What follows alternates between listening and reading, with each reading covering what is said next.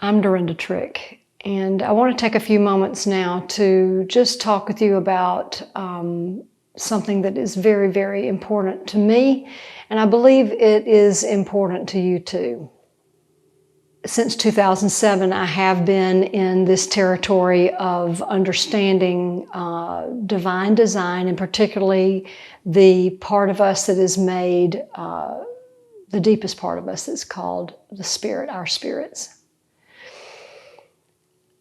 We've come to a point in time in our culture now where day in and day out we hear about all of the confusion in the areas of identity, particularly sexual identity among young people, some older, but mainly the young people of our culture. And I really come to the table today with a lot of pain in my heart. I'm pained by what I hear because I can relate to what I believe has happened in the lives of many, many of these young children and even young adults in this area of confusion over sexual identity. One of the things that I came to understand was that when we are sexually confused, we are usually spiritually confused as well. We've been spiritually mishandled, and some people really have had no spiritual foundation whatsoever.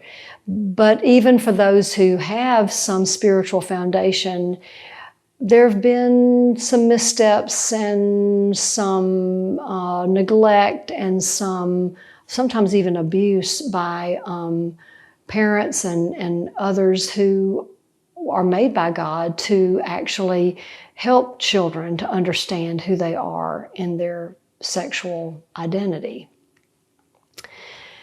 Many times these things, again, are not done intentionally. It's really more a result of ignorance on the part of a parent or grandparent or a caregiver, just not really knowing how to help children to connect to God. God is love, and there is no legitimate source for love outside of God. And with love comes life. God has given us the ability to birth life. All of it, again, comes from God. So God is love, God is life. But when people get hurt in life, oftentimes we get hurt when we're very young. We are too young to understand what we've experienced. We're too young to defend ourselves, and certainly too young to have understanding in the ways that we need in order to overcome what we've experienced. We have wrong reactions to pain, and we may not have anyone really safe to share our experiences or our feelings with, and so the feelings and the shame that oftentimes goes underground becomes an opportunity for our enemy, the devil, to feed on our lives and to feed on our emotions, to feed on our souls, which is that part of us that, as I've spoken about before, that identifies with how we feel. And so we begin to try to get love in counterfeit ways. We begin to believe things that are not true. We begin to try to fix our own problems. Something also I've spoken about related to the redemptive gift of prophet. If you discover that you've been designed by God as a prophet, then you're made to be a problem solver. It's an easy strength for you. In my own life, I did not receive love in my spirit. If you'd asked me that years and years ago, I probably would have said yes, but I didn't. And so as a result of that, when the pain got big enough, I began to seek my own solutions. I think that's a lot of what people are doing now. And the solutions that I sought were very bad solutions. I chose to enter a same-sex relationship because I had determined that it wasn't safe to be in a relationship with a man. It wasn't going to come to anything good. It was obviously a lie, a deception, but I bought into it. And so I applied my own solution. And the solution brought a great deal of heartache to me and a lot of lost years. A lot of years of my life were lost as a result of buying into that lie.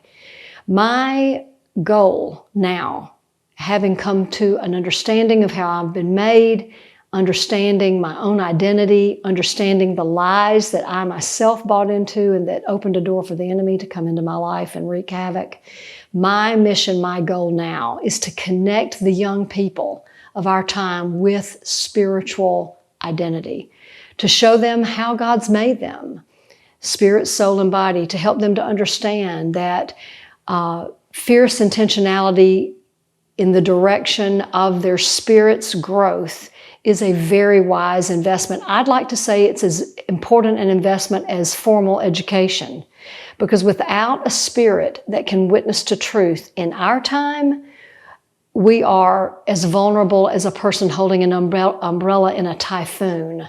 The undertow of culture right now for a child coming into the public space is gargantuan. It's a force that no child has the ability to reckon with alone, and they need to know who they are in God before they are confronted with these forces in culture that are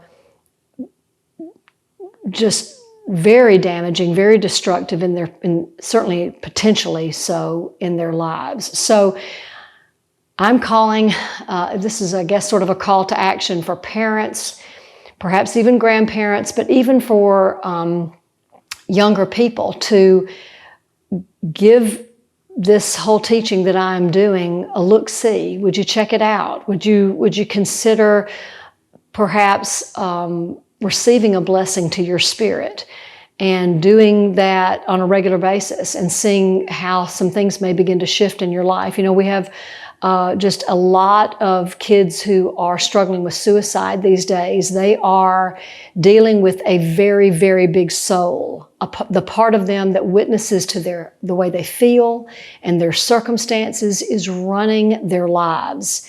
Meanwhile, their spirit is on the sideline, right? Like in a football game. And that part of them that carries a portion of God's light in it, that is made by God to witness to truth, has not been nurtured, has not been even acknowledged.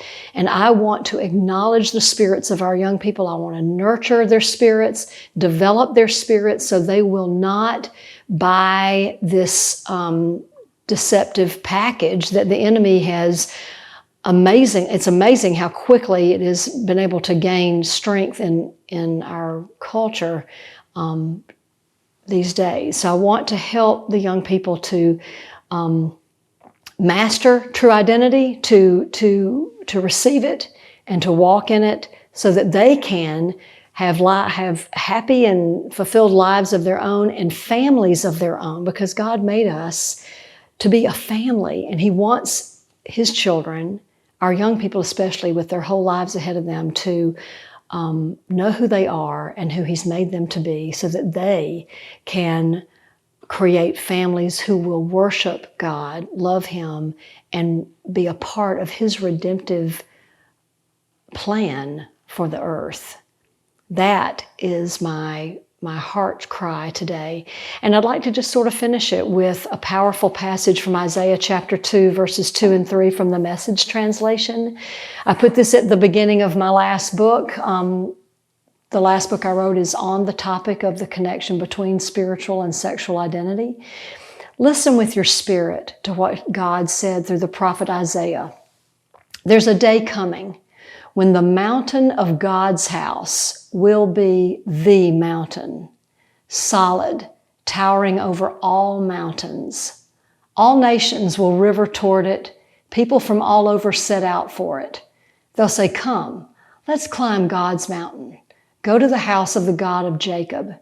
He'll show us the way He works. so that we can live the way we're made. He'll show us the way He works so we can live the way we're made. In these books I've written, God has helped me to partner with Him to show you the way He works. He works best when we lead our lives by our spirits, when we put value there, we attach value there, we nurture that part of us so that it can be the biggest part of us, so that we can live on planet Earth in truth and live lives that are healthy and wholesome and righteous and fulfilling. He shows us the way He works when He shows us these 7 identities that I wrote about in Opening the Gift. He shows us our easy strengths, our deeper strengths, the battlefields that we're going to face and how we can overcome. He shows us how He works when we accept truth over lies so that we will not violate His principles. We'll master His principles. Each one of us has a law of truth or a principle we need to master. When we master it, we are going to have a better time of it here on planet Earth. And finally, we are going to learn the way He works when we understand how children develop sexually. Many times our sexual development has nothing to do with sex per se. It has everything to do with our parents and loved ones showing us the nature and the character of God at different junctures in our lives when we are facing painful feelings and painful situations, and we are turned toward His goodness. When we are turned toward His goodness, we trust Him, and then we are able to submit to His design, His will, His ways. He'll show us the way He works so that we can live the way we're made, not the way that we decide we're going to be made. So my heart cry, my passion, my own call to action is to connect with the young people in our culture, in our society, who are at the beginning of their lives, who need to know who they are in their core, in their essence, in the deepest part of their being, so that they can live out God's plan for their lives and bring glory to Him. And I thank you for your time. I pray you'll check out these resources. And I'm Dorinda Trick. Thanks so much again for listening.